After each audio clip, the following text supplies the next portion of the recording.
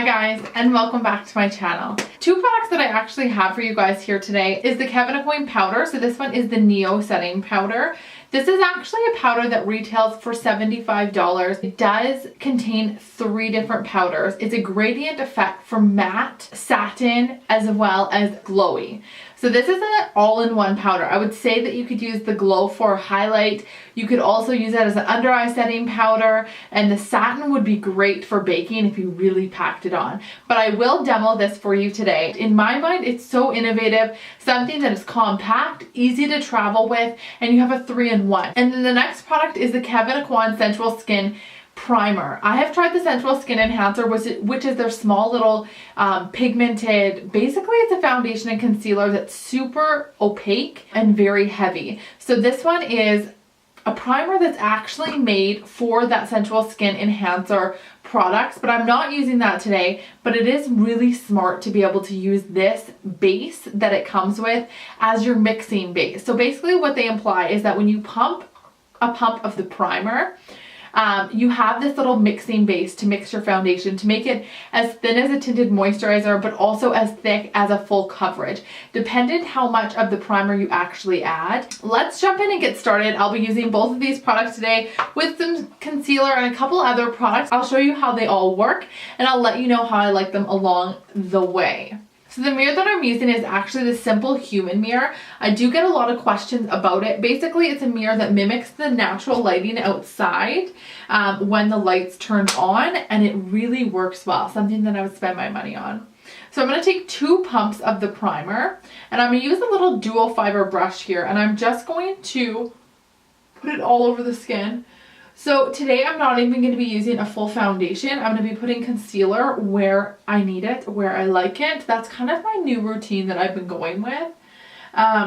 But the reason why I'm putting the primer actually everywhere is because it's made to be hydrating, but also pore minimizing, and it really helps improve the skin texture. So that's why I'm putting it everywhere. Even if I'm not putting foundation everywhere, I still want the texture on my face to be improved. I still want it to be hydrated, protected, because this primer really protects against the pollution outside. I'm going to go in with a 3rd pump. I find that that's a lot of primer, but I feel like it's drying really quickly. So it's going to protect against the pollution outside. I wish it had a sunscreen in it, because that would be the best. Pollution protectant, a sunscreen, a pore minimizer, that is the dream. But I'm just placing this all over, and I'm especially placing it in my T-zone area where I do have larger pores and where I need a little bit more of that plumping and pore filling action. It's really going on really nicely. It's really thin in consistency. It soaks in. It kind of feels like a moisturizer. It's very hydrating. I do have a couple blemishes right now, but it's very soft. It kind of feels a little bit like the Hourglass primer, so that silky one. Just because it's pore filling and very smooth. I'm impressed of how smooth it is, actually. The concealer I'm going to go in with is the Chanel concealer. I'm in number 10, and I'm just going to place it where I need a little bit extra coverage. So I'm going to put a little bit on my nose area, underneath my eyes. Do another tap into it, some on my chin, and in the middle of my forehead. So this is basically all the foundation I'm going to be using, but it actually is a concealer. So I'm just going to put it where I need it. I am embracing my freckles for the summer, so I'm just brightening the skin with this, basically evening it out. And I'm going in with the Real Technique sponge and just blending that all out. My under eyes have been really bad lately, so I may go back in and add a little bit more underneath my eyes. Especially when I find I wear lashes and dark eyeshadows, sometimes it looks a little bit more dark than they actually are. Just doing a light buff everywhere, basically over any redness or blemishes I have. And then a little bit in the middle of my forehead. And basically I find what this does is it brightens me, but without hiding the freckles. I don't want to hide them, I don't want to mask them, but I do want to look even. So concealer is all on. Now I'm going to go in with the powder. I haven't decided which section I'm going to use. I think what I'm going to do is go right in the middle. So that's the satin. That means I'm going to get a little bit of the matte and a little bit of the shimmery shades. I'm going to put that all on the KEVYN AUCOIN soft buff powder brush. I'm just going to take that underneath the eyes. I'm going to take a little bit more product. It's quite soft, so I do see a little bit of fallout. But when I put the brush up to my eyes, I feel like there's not that much product. Okay, so first observation is that it's really white. Because I'm already a really white person, I'm not sure if I want super white underneath my eyes as well, but it's really glowy, so I can really see a luminescence effect underneath my eyes. But let's continue doing the same on the other eye.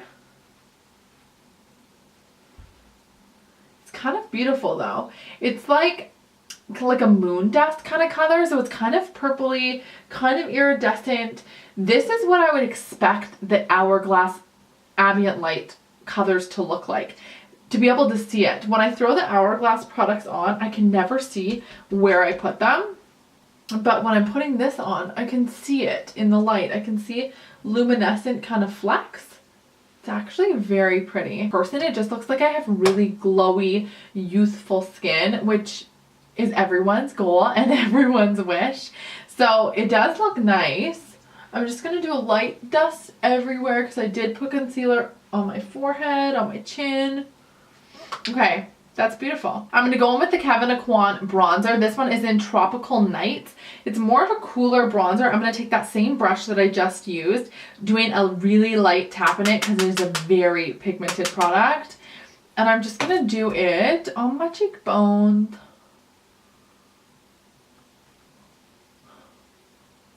So a little bit on my cheekbones.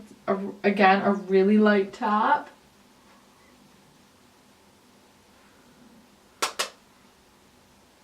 And I find that it's blending really well on top of the primer. So keep in mind that I didn't put anything on my actual complexion to make it so it's not tacky or sticky, but the primer is so smooth that it's actually blending really, really well. Put a little bit on my high points of my face. I'm just blending that out. So going back into the powdered palette, I'm actually going to use the most highlighted part of the palette as a highlighter on my cheeks. It is quite pigmented, so if you guys can see that, it is very highlighty. So I'm not sure if I would go in with that highlight section of the palette straight underneath my eyes, because it would be very, very glowy. And the very last product I'm going to go in with is NARS Orgasm Blush. I'll just use the same brush that I was using and just do a light tap into it. And a little bit on my cheekbones.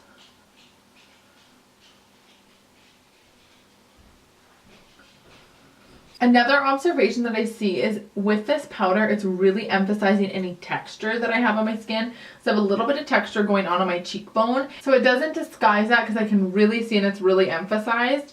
I also put the powder on my nose area where I set the concealer, and you can really see my pores, but I find that that primer really worked well in hiding the pores.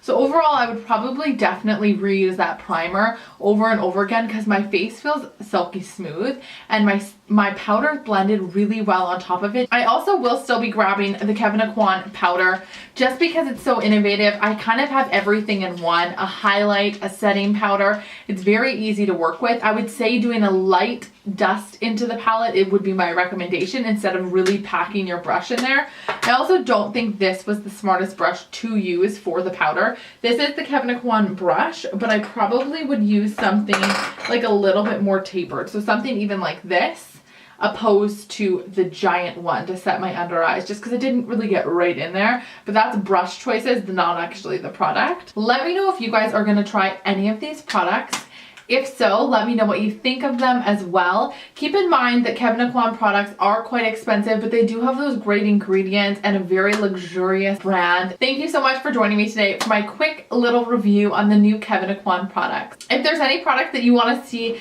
tested out or tried out on my channel, please leave a comment down below and I'll definitely look into doing that for you. Thank you so much for watching.